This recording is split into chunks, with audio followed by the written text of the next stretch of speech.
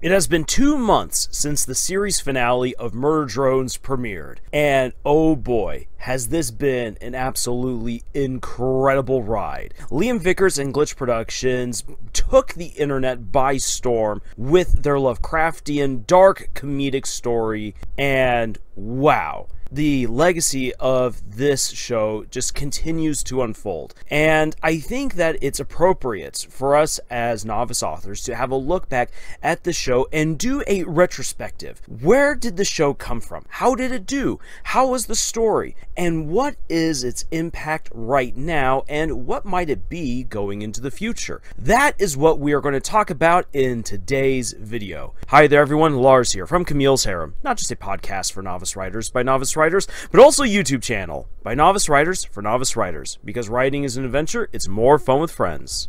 Now, I'm not going to bury the lead at all with this. Let's just say it right off the bat. Murder Drones is a fantastic story. It is a great show. It is one that flies in the face of everything that Hollywood and traditional publishing have said for years, that it's impossible to reach the 18 to 30-year-old demographic, and that dark comedies really aren't profitable, and that by doing these weird, goofy kinds of characters with animation, that no, it's impossible. It will never work. Lo and behold, it did. And guess what? It was one of their own who proved them all wrong. Liam Vickers, a defector from Hollywood, came to Glitch Productions with a vision, with a dream, with a great story, and this is the results. Now, I should also say right off the bat that Murder Drones is not a perfect story, and we're going to get into that. We're going to see what did Liam Vickers do really well, and what were the mistakes that he made along the way.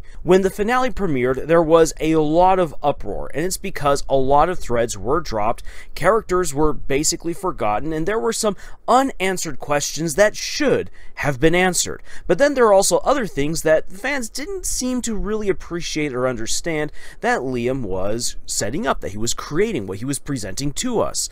And so that is also going to be part of our investigation. So again, Murder Drones is fantastic, but it is not a perfect story. However, it is a great step in the right direction. And I will say this right here, Uzi flew so that way Pomni could soar. And we're going to see why that is.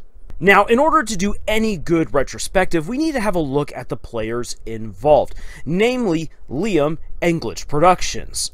Liam graduated from art school wanting to get into Hollywood, creating his own stories and everything. He worked for a time doing storyboards and doing collaborative work, but mostly he was just, well, one of the peons, one of the many people who are hired and paid way below what they're worth to do work on much larger projects, some of which were never put into production, others, who knows. But as far as Liam was concerned, after a while of being in this industry, trying to make connections, pitching his own stories, nothing was going anywhere. So he decided to go to YouTube and start pitching some of his stories in animated form. He'd already been doing plenty of writing on the side, but now it was time to take things to the next level and show everyone what he was made of, what he could do. And we got such amazing things like Cliffside and Internecian Cube. However, he still wasn't getting the recognition that he had hoped for, at least not within Hollywood. But by turning to Glitch Productions, an indie company out of Australia, he was given a chance. Now then, Liam, something we need to note right here, has almost never finished a project. Sure, there are those which he has completed, but when you look at the backlog of things that Liam Vickers has actually done, there are so many stories that he's introduced, but that he's never finished. Liam, I want my beach episode for Internecian Cube! Dang it! But we have to accept that because that's the background that Liam is coming from, that might make a little bit of sense about why Murder Drones turned out the way that it did. Because if your career is filled with unfinished projects, actually finishing a story is going to be a big step, a first step for you, and you're going to make a lot of mistakes along the way. So what about Glitch Productions? Well, these guys want to create stories that hit the demographic that Hollywood says is impossible to reach, that 18 to 30-year-olds are too busy trying to find girlfriends and boyfriends. They're going to school, they're heavily in debt, they barely know what they're doing, living from paycheck to paycheck. Therefore, they don't have the time, the money, or the brains to enjoy any good story. And no, I am not talking down to you. I am literally parroting what Hollywood thinks about anyone between the ages of 18 to 30. They also don't really care so much about teenagers anymore because they feel like teenagers don't make any cash, that their parents don't give them any allowances anymore, and that's the reason why Hollywood and publishing actually looks a whole lot at very young kids and older adults. So basically anyone within the teenage range all the way up to 30 and a little bit beyond, people don't care about you within the entertainment industry. They aren't making stories for you. If you decide to consume one of their stories, well, that's great and fine, but they're not making them for you because you don't matter to them, because they feel like you don't have any money. Well, over at Glitch Productions, they thought differently. They're like, no, people do have money, they do have cash, they just need stories that speak to them. So over at Glitch Productions, they focused on making very entertaining animated stories that are full of great humor, that really speak to the youth and to younger adults, as well as finding stories that really resonate with the time. Now, Glitch has kind of stepped a little bit into the horror side of storytelling, and there's a good reason for this, because horror storytelling actually allows you to get far more creative, inventive, and bold with your messages. Horror is a genre that is very reflective of society, of people, of the times. And when we think about current times, a lot of people are unsure about what's going to happen with the world. As a teacher, I can tell you this. I had a lot of students who did not want to make plans for the future because they felt like there literally would not be a future within a few years' time. And I keep telling them, no, no, no. The world's going to continue on. The news may say otherwise, but trust me, life is going to continue onward. But so many teens and so many young adults, so many friends of mine in college, just out of college, felt stuck, felt overwhelmed, felt stagnant, felt like there's just something eerie around the corner that they just couldn't deal with. And this is not just me over in my little corner of the world. This is actually quite universal. And interestingly enough, Glitch tapped into that with their current stories, beginning with Murder Drones, because Murder Drones is a Lovecraftian horror full of great comedy, and it speaks to teenagers, to young adults, leading all the way up to people in their 30s of like, hey, you remember what it was like to be in high school, or you are in high school, you know what it's like to be awkward, or you remember what it's like to be awkward, you know what it's like to be stuck, to feel like you're completely out of control, like you don't understand yourself, you don't understand the world, where do you belong in all of it? These are actually themes that are communicated throughout Murder Drones, and that is a story that Luke and Kevin, the leaders of Glitch, are like, you know what? This sounds great. This sounds like it will speak to people. It's funny. It's bonkers. It's going to be animated. It's going to be great. Let's go with this. Now, granted, it is a gamble. Even if you feel like you have a surefire story to tell, it could absolutely fall apart. There are so many great stories that are told and published every year that never get the chance. And that is one of the beauties of Murder Drones, is that it had the chance to really get picked up, not just by Glitch, but by viewers who were like, you know what, there's actually something to this. Let's watch this and see where it goes. And so through a combination of boldness, tenacity, talent, money, and luck, Murder Drones came into being and had a chance to make a big splash. Now, there's a couple of other things that I need to make known right here. Lovecraftian horror. What on earth am I talking about with this? Lovecraftian horror is a horror that you are not meant to fully understand. Lovecraft wanted to scare people by taking the things that they secretly fear deep down and presenting it as these great monstrosities. Now, here's the thing. the moment that you see the monster, and the moment that you get to know the monster, a lot of its spooky factor goes away. And this is why longer horror franchises normally then have to rely on gore and jump scares to make people scared. Because once you get to know what the monstrosity or the mystery or the spell or whatever is, it loses that spooky factor. Lovecraft wanted to make sure that no one ever understood what they were dealing with. Yeah, sure, he was scared of fish. He was scared of deep, dark places. He was scared of the water. He was scared of anyone who wasn't white. and he wanted to make people always feel scared of that. And so he created monsters and gods and magic and pseudoscience that could never be understood, could never be explained, and anyone in his stories who tried to understand it would melt. Their brains would go to mush, they would break, they would go insane, or they would start becoming monsters themselves. And so there was an incentive to never know what these horrors actually were, which creates a catch-22 situation. You're stuck with the horror, but you can't ever try to fight against it, because if you do, you will learn what it is, and that knowledge will break your mind and destroy you. So Lovecraftian horror is kind of like the ultra horror, because there's no way to escape from it. And that is going to be very important for why Murder Drones ends the way that it does. Now, one more thing to bring up, because I said that Liam Vickers proved Hollywood wrong. Why am I saying that? Well, it's because Hollywood bases all of their decisions off of how much money is this going to make me? How popular is this going to make me? Rather than actually worrying about if the story's any good and if people are actually going to like it. People may like something, but that won't necessarily translate instantly to $1 billion. The heyday of Marvel movies that constantly made $1 billion after $1 billion after $1 billion, sometimes $2 billion, has kind of wrecked Hollywood's perception of what actually makes a good story. What Glitch and Liam proved is that a well-made story, a story that entertains, that grabs people, that engages them, will bring people to that story. That the story can become popular in its own right, and that it will generate enough revenue to keep your business going. Glitch isn't rolling in dough, but based on the numbers of views, we know that this show is popular, but we also know that it was making money, and that the influx of cash for merchandise, something that Hollywood has largely forgotten recently, that merchandise is what buoyed up this company and allowed them to continue making more episodes and make them even better, because as we watch the show go, the quality obviously is increasing from episode to episode.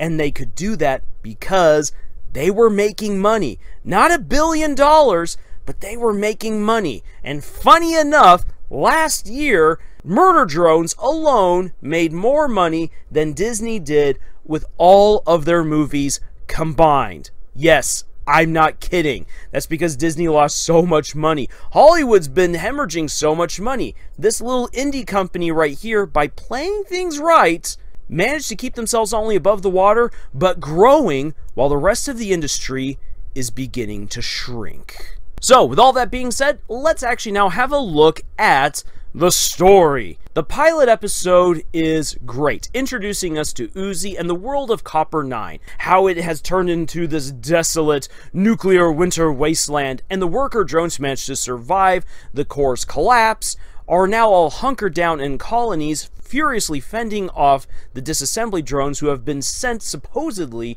by their company, J.C. Jensen in space, to wipe them all out because humans do not like rogue AI.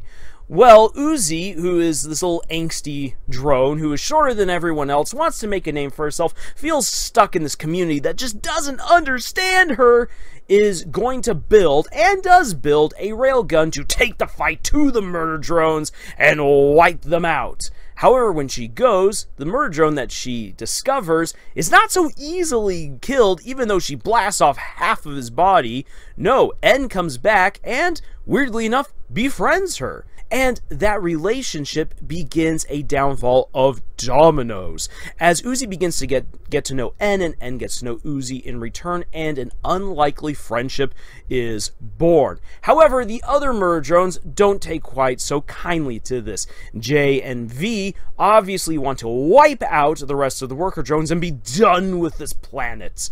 Now then, this leads to a big fight, which also has some really interesting reveals, as we are introduced to messages flashing across Uzi's visor/screen that indicate that there's something else going on here. There's this absolute solver something. And for the people who were raised with the cartoon Gravity Falls, that was really all about visual storytelling and giving you clues that you had to go hunting for, oh, this was a treat. Because now, we're not just simply getting a story about some weird vampiric drones that have been sent to wipe out their fellows. There's something else afoot. The pilot gave fans a lot to chew on. It was a ton of fun. The comedy hit just right. The characters were lovable. The shipping already began. Is Uzi going to end up with Thad or with En? Ooh, what's going on between En and V? Will V ever know En's feelings? And what about Khan and Doors? Oh, Khan's such a horrible father. Ah, the conversations, the theories, everything was great. And then we got to episode 2. Episode 2 of Murder Drones is a very interesting one because of how it builds on the atmosphere and tone of the first episode. The first episode, while very goofy, does have a lot of darker undertones and underlying messages. Episode 2 comes out swinging with weird things happening to Jay's corpse, people being assimilated and murdered in just brutal ways. Some horrifying monstrosity is loose within the colony, and Khan is trying to cover up really what he did with Uzi, excuse himself of his bad fathering. Uzi's being angsty and wants to get to the humans to murder them, and Thad is like, there's something horrible happening within the colony. And he manages to get Uzi and En to come on over and check things out, and they discover this eldritch abomination that has grown out of Jay's heart. And a weird something is speaking to Uzi, calling her and everything else its puppets. And thus we are introduced truly to a Lovecraftian monster. The first time ever we get to meet Absolute Solver, or the entity, or Sin, depending on what name you wish to give it. And this entity wants to consume everything, but they just manage barely to defeat it. The second episode does a lot of heavy lifting, a lot of setup, which at the time didn't make a whole lot of sense. A lot of fans were very upset because it seemed like the quality of the show had taken a downturn. Because if you take episode 2 as a standalone story, it doesn't really work, and that's a bit of a problem, because every chapter, every episode of a show should be its own standalone story that does help to build the overall plot, but it could stand alone on its own, by itself. It doesn't need all of the other buildup. The other buildup is good to have because that helps put everything into context, but episode 2 didn't exactly work that way, and people could feel that. Felt like, what exactly is going on here? And people were like, oh my gosh, this is a huge tonal shift. Oh no, it's because people didn't quite realize what episode 1 had actually delivered to them, and we were getting a greater expansion on the mysteries. But ultimately, episode 2 would be most important for later on in the show. Liam was basically giving us all of the clues very early on, and making sure that we understood, guys, this is a Lovecraftian horror story, okay? Get it? The first episode is basically a homage to The Thing and alien invasion stories, vampire stories. Episode 2, this is pure Lovecraftian horror and still building up on that feeling of The Thing. I hope you guys are getting this. Wink, wink. But then we jump on over to episode 3, which again seemed like a very big tonal shift, as now we get a homage to Carrie. With the episode The Promming, it's all about the prom, it's all about developing further the relationship between En and Uzi, and this is where things start going a little bit wonky for Liam, where he himself actually admitted that a lot of details and elements kind of got left by the wayside. Thad, who was supposed to be built up to be a very interesting side character and supporting character, at this point basically gets left off for little side jokes as the rest of the series goes on. Lizzie is introduced, which is good, and we're also introduced to Doll, and we get this fantastic setup for who Doll is. The unfortunate thing is that Liam basically never tells her story from this point on, and that is a big problem. So the prompting was another big tonal shift, but a lot of people loved it because it was back to the great humor of the first episode. The action was phenomenal, the music was great, character progression, relationship progression, all of it was good, to then be followed up with the Cabin Fever Labs, which cranked things up to 11. In this homage to Friday the 13th, you get tons of teens getting killed. Uzi is transforming again into an eldritch abomination. Those Lovecraftian horror themes are all there, and the mystery continues to grow while getting extra little tidbits and now answers, learning a little bit more about Uzi's mother, Nori, the connection to the Cabin Fever Labs, that this entity is coming, and that everything that's been flashing across Uzi's screen is connected to this. Absolute Solver isn't just some weird program like we had previously thought, but it's now connected to something much bigger, something much darker that is coming for Copper 9. And then episode 5 rolls around, and we're basically thrown into the past as Uzi must save N and V's memories from something that we don't really understand and is never fully explained what the heck is actually going on. Their memories just seem to be getting deleted and eaten away, and Uzi, as she tries to save their memories and save their personalities, has to battle through their past and uncover where they've come from. That they came from the Elliott Manor, and that at this Grand Gala Ball, well, apparently one of the drones ended up being the big monster that initiated the downfall of Earth, as we later on realize. And we are introduced then to Tessa. We're introduced to all of these fantastic details, which end up being more of red herrings along the way. Shippers for Envy were given a huge bone, which was then taken from them in the next episode. But this episode, which is a homage to The Shining, was really great for some people and then not great for others, because again we get this absolute tonal whiplash. And what we begin to realize, especially by episode 5, is that, well, Uzi seems to have great command of her powers, but where was the training? Where was the growth and development? Also, when did N and V get permission to come into the colony whenever they wanted to? Why isn't Khan trying to kill them? Why is everyone okay with the disassembly drones now hanging around? There's a lot of questions that we can postulate answers for. We can make some connections, but it's never fully explained within the show. And we don't get a chance for any explanation as we then jump into episode 6, as we now go deep into Cabin Fever Labs after reuniting with a clone of Jay, and now we get to meet Tessa, the girl who owned the drones back at the Elliott Manor and who is now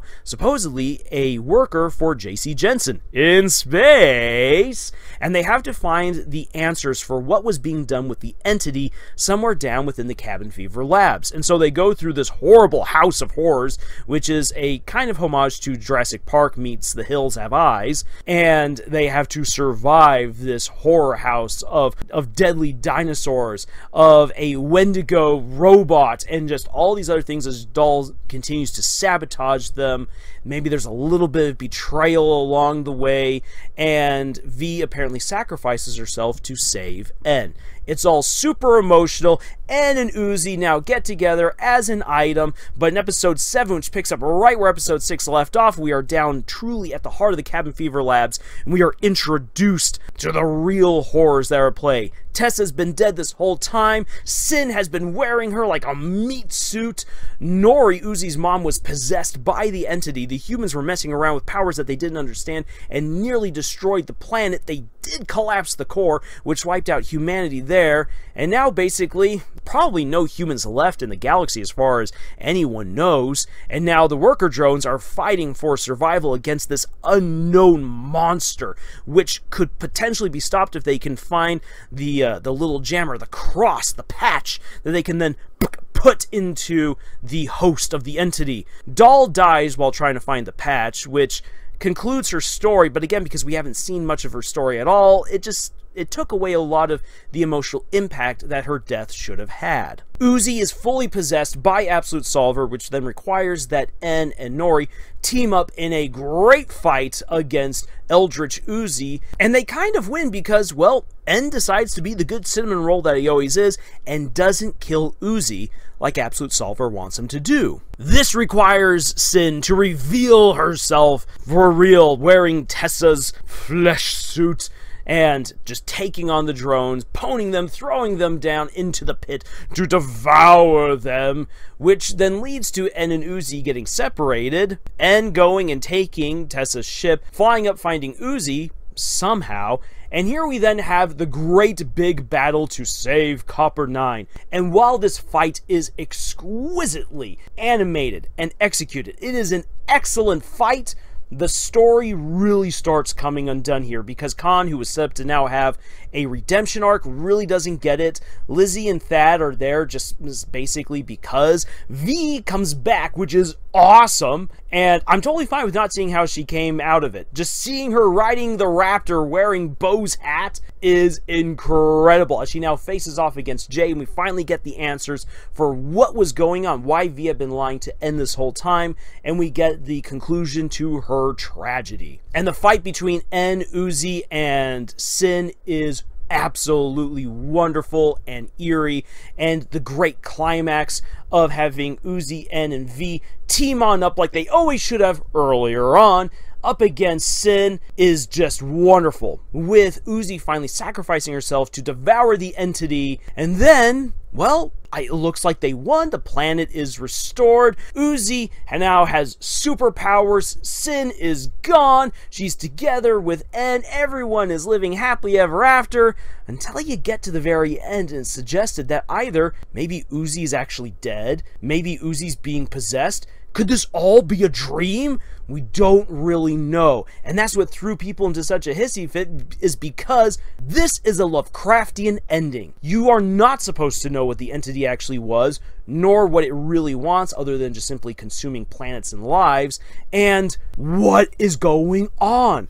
There are no real answers. It's left up to you and your own interpretation. And while that might be frustrating for some people, that's Lovecraftian horror right there. Now, if you want full breakdowns of each episode, I've already got you covered. I've got that and more for all the episodes of Murdrones, which is why I just basically gave a brief overview of things right here. Now then, this story was fun, and as I've introduced it to other people since the finale, they've really enjoyed the show. However, they've also said, what's going on here? They've had all these questions, and there's really no good answers. There's definitely plot holes. There's threads that were dropped, character arcs that were dropped, and details about the drones, especially with their more vampiric side, that Liam himself said, yeah, we kind of forgot those as we went along. And as I said, Liam has never really finished a project. As far as big projects go, big budget, this is the first one, and so we can expect that there's going to be some issues. And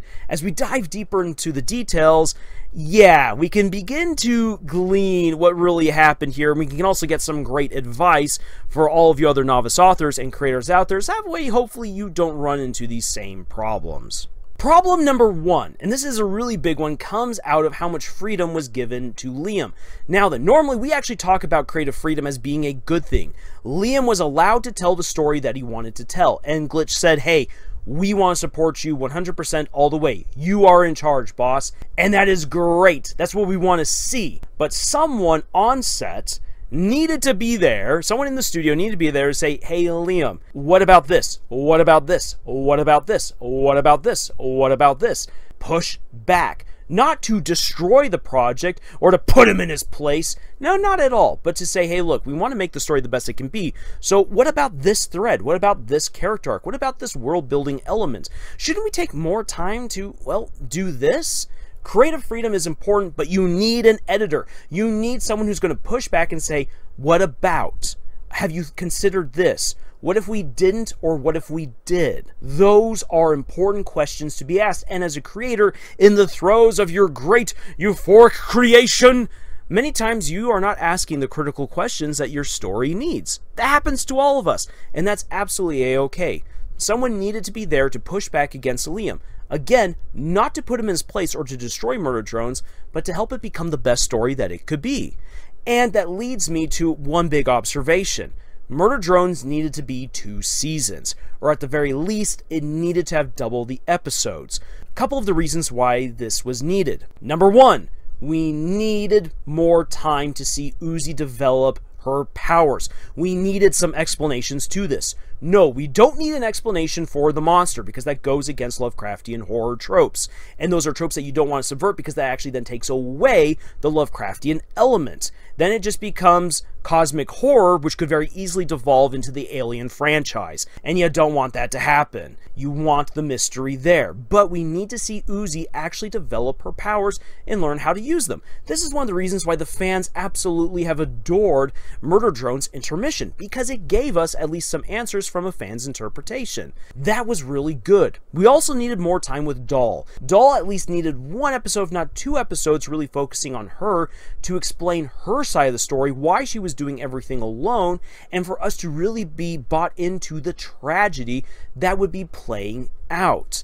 And so with some episodes to help link why the disassembly drones now become friends with everyone and are accepted now into the colony, at least by the leadership, to have at least 2 Doll episodes to really flesh things out appropriately, some training arcs and whatnot, and you could also have had other really interesting little eldritch things happening and whatnot. That could have easily have filled out another 8 episodes and allowed Liam to actually tell the whole story the way that he wanted and have all of those interconnecting pieces, so that way it's not like, wait, Uzi can now use all her powers? What the heck is going on here? What was Doll doing this whole time? Why are N and V allowed on in? I'd like to see more of that. And you could have had so much more fun developing the relationships with Thad and with Lizzie. Imagine if we had gotten to see Thad's party. That would have been really cool. Maybe that could have been one of those things where, like, N tries to, like, sneak in because he had been invited. And that's where we then get to see how V actually met up with Lizzie and with Doll and started forming a relationship there, with Doll planning her little betrayal going down the line.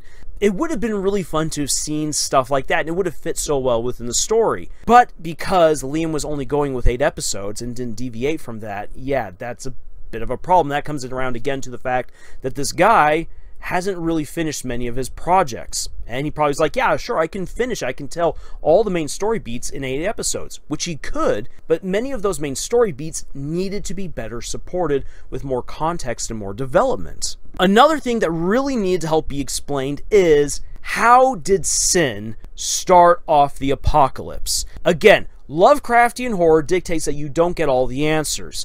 And we can observe in episode 5 how you have her screen flash, the entity has been invited on in, and this would have been really neat rather than having all of these red herrings of Tessa getting corpse bits from the graveyard, the pillar of robotic corpses, magic and whatnot. What if we had actually started binding all of that together to be like, yeah, Tessa was weird, Tessa wanted friends, so Tessa started reverting to weird stuff with the drones, and thus we get to see how the entity was truly invited in. We don't need to know what the entity is, but getting a little bit more of understanding of how it got there and what it was doing would help to clear things up. Because a lot of people will still say, no, it's just a computer program gone rogue. But if you're paying attention throughout the series, you realize this isn't just some computer program gone rogue. This thing is on another level entirely. This is some cosmic entity that wants to just devour stuff, and it loves torturing people. And it would have been neat to see a little bit more of how the entity also evolves, because from episode 5 to episode 8, it's very clear that the thing grows from the personality that it portrays through Sin to an amalgamation that adopts qualities also of Tessa and even of other characters as it goes along. And it would have been neat to have gotten a little bit more context as to why that is. And granted, yes, you don't need that to really appreciate the ending to episode 8, but again, if you are going to double the number of episodes in order to give the proper context to set up all the major story beats, why not spend an extra minute or two within one of those other episodes to help further develop the entity to make it even more haunting and understandable while still keeping it largely a mystery? And that makes it even spookier because you're like, I think I know it, but I don't. Oh my gosh. And then it would even make more sense why it's able to impersonate people so well and take advantage of their weaknesses, torture them, and then kill them. So effectively, Liam needed editors there to kind of push back to help him make sure that all of his scripts were okay, that they were fluid, that all of the world building was consistent, that nothing was dropped, that all the major threads and characters were consistent and not dropped. There should have been more episodes to help build everything up, and he could have tapped more into the monster rather than leaving it completely a mystery. Again, you do want to have that mystery element because if you don't have it, the creature loses its horror aspect, but that is a fine line that you can thread, and honestly, Liam has shown that he is really good when it comes to writing horror. He knows what he's doing, and I feel like he could have done it, it just didn't happen the way that it should have. Now, with that criticism out there in the open now, what can we really say? It's still a fun show. It really is. Go back and watch it again. You'll realize just how much fun you're having along the way. I don't know how many times I've watched these episodes by now. I've watched all of them at least 3 times, if not 4 times, which is way more than what most people spend with any movie or any show. So that already says something. Like here, I've given you a bunch of criticisms for this show, but I still love it. I've watched it so many times. Why? Because it's good. And that's something that people need to understand, is that a story doesn't need to be perfect to be good. It's almost impossible. Some would even say it is impossible to write a perfect story, but that doesn't mean that you still can't make a good one or even a great one. And this leads to the reception of Murder Drones. So many people have loved it, even with all of its flaws, and people are still being introduced to it and loving it, despite its flaws, because it's so dang good. The characters just feel so fleshed out. Uzi makes sense. Ed makes sense. V makes sense. You love Jay. You love Tessa. Tessa's barely on screen, but holy cow, people love her. One of my friends I just introduced the show to, she was like, "Why? Why did you kill Tessa? She's such a good girl." I'm like, "I know," and we barely get anything of Tessa, but just the way that Liam wrote her character was so great, and the voice acting was phenomenal, the animation was great, they just brought these characters to life. And I think one of the reasons why people were just so taken back by this show is because when people think indie animation, they think low quality. But Murder Drones, from the get-go, gave us good quality, excellent writing, great characters, and it got better from episode to episode. And while certain aspects of the writing's quality definitely deteriorated towards the end, the animation just kept getting better. The voice acting was on point, and the characters remained good. Now, try comparing that to most movies and shows coming out today, and you immediately realize that they just don't compare. The quality just isn't there, and that's from a low-budget indie animation. So already in terms of quality, wow, it's just so great. And for a lot of people, this was one of their first real introductions to Lovecraftian horror and to the potential that horror has as a genre. And a lot of people were just captured and fascinated by that. And it was so great to see. And here's the thing, is that it reflects within the views. Murder Drones has gotten comparable views to some of the big budget shows on Netflix and Amazon. Maybe not in the same tier of 100 million views, but when you add up all the views that's gotten, it's very clear that this show is pretty well beloved. And here's the thing, again, the increase in quality, that costs money. Murder Drones could have been produced anywhere between $300,000 to $1 million per episode. That's a lot of cash. And do you think that little indie company would just happen to have that cash lying around? Absolutely not. They made it through the sale of merchandise. And here in my own office, I've got plenty of Murder Drones merch. I've got some of the posters, I've got the plushies, I've got some of the vinyl characters. Wow, it's so good. And here's the thing, I didn't buy as much as many other people did. And yeah, this merchandise is a little bit pricey. The reason for that is, well, the shipping, the production, but most importantly, to put good money back into the production of the show. The show was at the level that it was because of the money that they were making. And if you have any doubts about how much money they were making, just think about this. That earlier this year, Glitch was like, hey, Lackadaisy, you need help with stuff? By all means, sell your stuff at our shop. You're going to make bank. They would not offer something like that unless they had the means to produce all of these items and then ship them, which costs money. The way that they're able to make this work is because they're raking in the money. And that goes to show just how many people have really enjoyed Murder Drones, and also the Amazing Digital Circus are buying up that merch, and it's doing really well. And earlier I said that Murder Drones Uzi flew so that way Pomni could soar. And the reason why I say that is because Murder Drones did so well that they felt confident taking up a second show, the Amazing Digital Circus, and producing it simultaneously with Murder Drones and releasing it simultaneously with Murder Drones. The Amazing Digital Circus could not have experienced that kind of success unless Murder Drones itself was already a very successful show, which would allow a very small company to expand and to take on two large projects. Yes, the Amazing Digital Circus is comparatively way more popular and way more profitable than Murder Drones, and that's a discussion for another time, but there's no denying that Murder Drones made it possible, and they made it possible because it was a great show that pulled people on in, and guess what? It was largely teenagers to young adults watching it who had money and spent their money on that merch, and here we are. So, from a storytelling perspective, Murder Drones is good. It wasn't great, it definitely fell apart in many aspects towards the end, but it was still a good story, and it pulled people in and engaged them, and they loved it. Definitely room for improvement, and I hope that Liam is taking criticism and that he is working on improving whatever story he wants to tell next. Financially, this was a success, and this opened up the doors wide for other great projects to come into being. And also think about this, that around the same time that the Amazing Digital Circus is finally coming on out there